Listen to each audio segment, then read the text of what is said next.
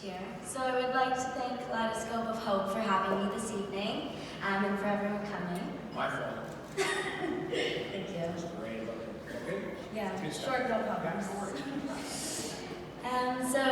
Thank you to everyone for coming, and thank you to my best friend Kim for driving 3 hours in a snowstorm, and Nell, and shout out to my grandma and my aunt who couldn't be here this evening. But I know we don't all know each other, but you're about to get to know me real quick. I'd like to begin with a bit about my background. At the age of 3, we moved from Toronto to Belleville. My mother had always dealt with a drug and alcohol addiction, and my father was never in the picture. As a result, my grandma and my aunt had the responsibility of raising me. And despite their hard work, attention, and unconditional love, I was still left feeling alone, unloved, and unwanted, quite frankly, like a mistake. As my mother chose a lifestyle that wasn't with me in mind. Throughout elementary school, I was consistently bullied for the way I looked, if it was my nose, my skin color, my weight, and my grandma put me in everything she could to build my self-esteem and be able to build connections with others, whether it be 4-H, dance, gymnastics, soccer, choir, and more. But I still felt alone and was set on the fact that I was not good enough. And the kids that were allowed to hang out with me, it wasn't cool to be in so many great activities. So one of the first experiences that I had with online bullying was around the age of 11 or 12. It was via MSN, and I was receiving hate messages from someone who was my best friend. It was a neighbor of mine since I was 3, and even though it was through a screen, the hurt was so real. My grandma remembered the devastation and how baffled we were like it was yesterday, trying to understand why someone could be so ruthless and mean, and even a friend. But who knew this was just the tip of the iceberg? MSN became a place not just for your close friends to chat. It became a place where everyone was adding everyone from every school, and who could get the most contacts. And that's when social currency and social status came into play. It was here where I was told that I was disgusting, ugly, fat, and a lot of other vulgar names. So when Facebook came along, things began to intensify. It was during this time where the importance of looks was at a new height. And everything was documented with a photo to go along with it. I remember one of the most devastating moments was one of my friend's photos. I was in the photo with a couple other people, the comments were in the threads to 50 to 100. And instead of my friends standing up for me, they joined in laughing, judging me for my looks, rumors, and worth. One comment read, "A short, fat sewer rat that deserves to die." But here comes turning point number 1. Elementary school was finally over, and I was ready for a fresh new start at a brand new school with new friends and activities. I was so excited, I even had a uniform. On the contrary to my excitement, though, after the first semester or 2, the bullying did not stop when I changed schools. Those people were still there to make fun of me at dances or online all day and night. It was also very hard to make friends with the groups that were already formed since elementary school. So that the same patterns began to happen. Mistakes were made, rumors were started, and the bullying continued online. As you can imagine, my mental health suffered tremendously, going through depression, self-doubt, suicidal thoughts, because when you're continuously told you deserve to die, you believe it. With no self-confidence, belief, or positive thoughts, next up was anxiety. With the heightened pressures to be perfect at school and online, This started to have dramatic effects on my mental health. It led to missed classes, lower grades, my dance classes were missed, I quit cheer, and didn't even show up for my gymnastics competition. The self-harm and suicidal thoughts took over. There were long sleeves to cover up cuts, copious amounts of whatever I could get my hands on, whether it be drugs or alcohol, just trying to numb the pain of the anxiety and depression. I was putting myself in dangerous situations, some of which I ended up with broken bones. And let me tell you, I take a broken femur over the pain of depression. But that is still no reason to put myself in those situations. My depression and anxiety had taken over inside and out. At parties, I felt like there was no one I could talk to unless I was drinking.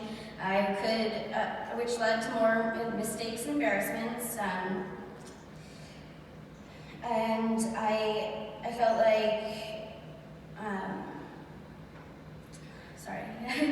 which led to mistakes and embarrassments and having no friends at school. At this point, the only people that I hung out with were people that wanted to party, steal my clothes, or use me just to get away from their parents.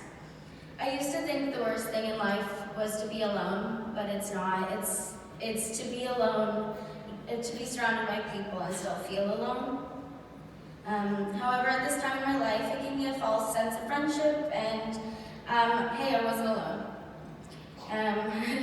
Partying provided me a false sense of self-confidence, and sleeping the day away allowed me to forget the rude things people had said online and how much I hated, well, being me. So my relationship suffered with my grandma, and as much as she tried to help, we both were very frustrated and exhausted with the amount of medications we had tried and therapists and counseling that we had gone to. But I wanted to drop out of school and better yet, life. But there was a few women that were not going to let this happen. And there comes turning point number 2. Madame Ray was a French teacher of mine, and Wendy was a student counselor. It was grade 11 and 12. They showed me if I hated this small town so much, that I should probably get out of it and go to college and start a new life. Madame Ray helped me with my academics and as a personal friend, going out for lunch or making me stay in and catch up on all my courses I missed. Wendy helped for me and others. She created a safe space. She would cook lunches. She was always there to chat and introduce children like myself to new therapists. Side note, her funding was cut because the principal didn't think there was a need. Although it wasn't completely panic attack free, I was ready to graduate. My grandma was taking me to the gym and I was stronger than ever. The lesson learned here was to never take for granted those who are truly there for you. So with the help of my teachers, grandma, aunt, and my newfound determination, I was ready for the big old city, Ottawa.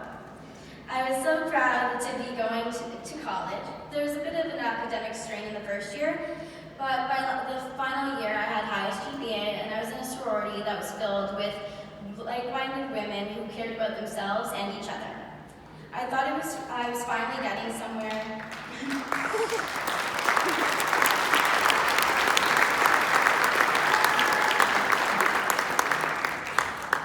Thank you. I thought I was finally getting somewhere. I was finally accomplished, and I was thriving. I was still struggling with my self-esteem, though. And my anxiety and depression, it doesn't just disappear when you leave a city. And I was struggling with my self-esteem, and being in a verbal and abusive relationship did not help, because with low self-esteem comes a lot of self-sabotage. So I quickly found myself partying excessively, staying up for days. I let people in that mentally and physically abused me, and found myself yet again feeling completely alone, jobless, homeless, and having panic attacks and suicidal thoughts every 30 minutes. How did all this positivity I worked so hard for seem to disappear so quickly? Well, depression doesn't have a schedule, and trust me, the coordinator in me doesn't like that one bit. People tell you about addiction and they say that it can ruin your lives. and there will be withdrawals. You just have to get through it.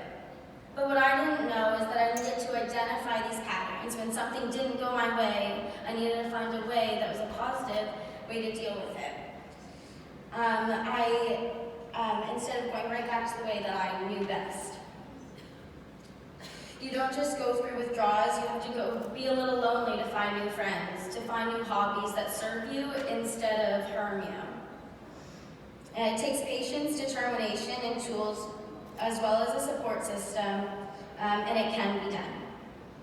So here comes turning point number 3, the last one thus far. Someone had told a friend of mine that I had no place to sleep, and she took me in, and despite the roof over my head, the struggle still continued. So one day I was talking to my friend, my best friend Kim. I told her how I felt a sense of calm. I knew what I had to do. It would make everything better. I was going to jump. But before I knew it, there was a knock on my door, and it was the police.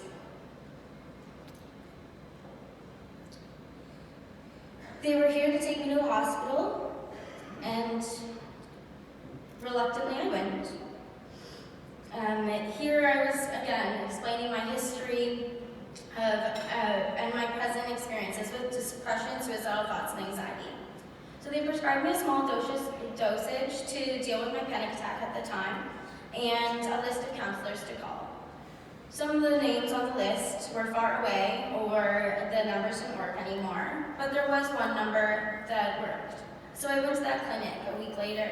It was full, but I went back and tried again the next week. Yes, I was a little mad for Kim calling the police on me, embarrassing me. She ruined my plans. But it was at this moment when I realized I wasn't doing anyone a favor, like I had repeatedly convinced myself in the past. This time, I wasn't making life easier for my friends or family. This time, I realized I wasn't living the life I envisioned for myself, and I wasn't going to be able to do that if I wasn't here.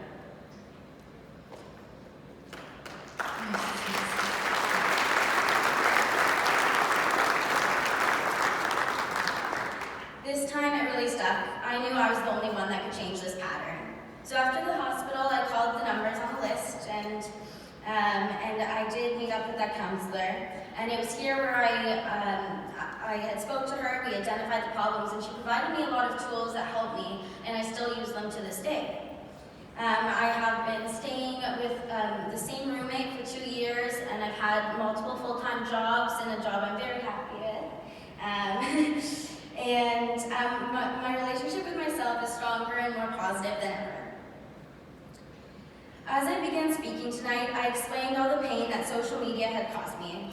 Social media can be a place where others critique your body, your lifestyle, who your friends are, and how many you have.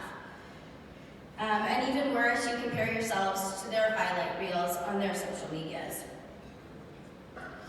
But social media and technology does not have to be all that bad. If we take the initiative to change the narrative, create a platform, and craft a better experience, I've done so by monitoring the time spent. I've removed people from the people that have a negative impact on my life when I'm scrolling, just having that content audit kind of mindset, and adding those who have positive content and inspiring life goals, your hobbies that you're into.